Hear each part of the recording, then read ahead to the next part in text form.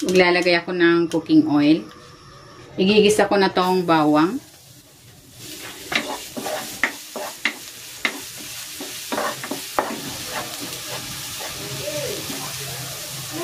At ang sibuyas.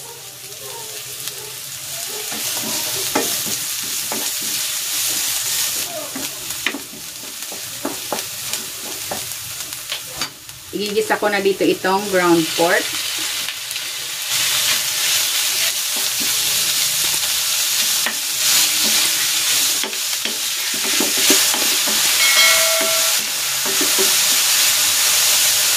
Titimplahan ko ito ng asin, paminta. Maglalagay ako ng 5 spice powder,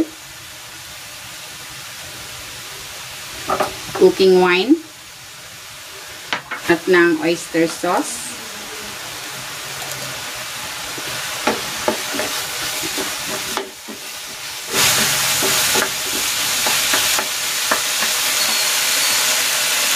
Ilalagay ko na dito itong carrots at itong tengang daga or wood ear mushroom.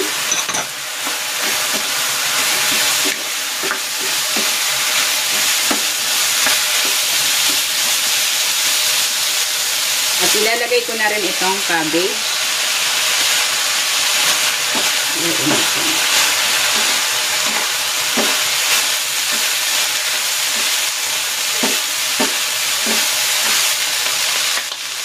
Maglalagay ako ng sesame oil.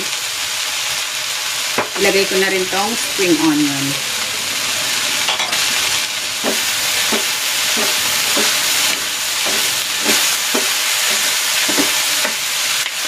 Ayan, okay na ito. Hahanguin ko na.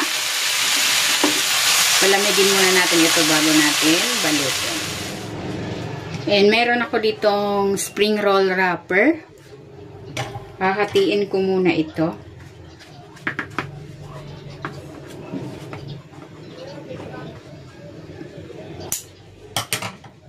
Ayan, ganyan lang.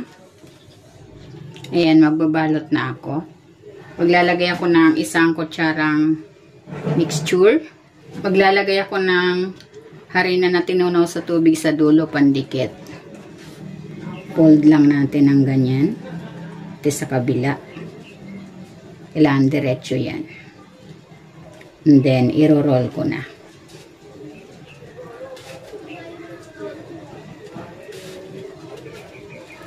Ayan, ganyan lang. Uulitin ko lang ang proseso sa natitira pa nating mixture.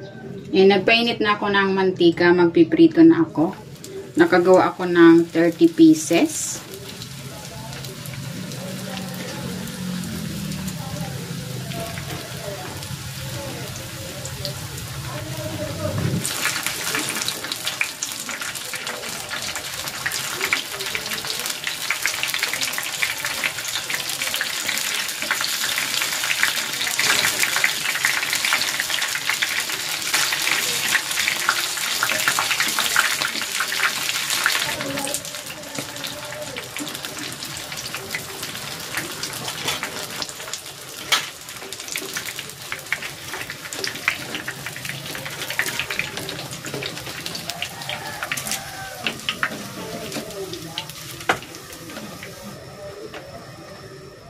Ito na, ready na itong ating Chinese style spring rolls.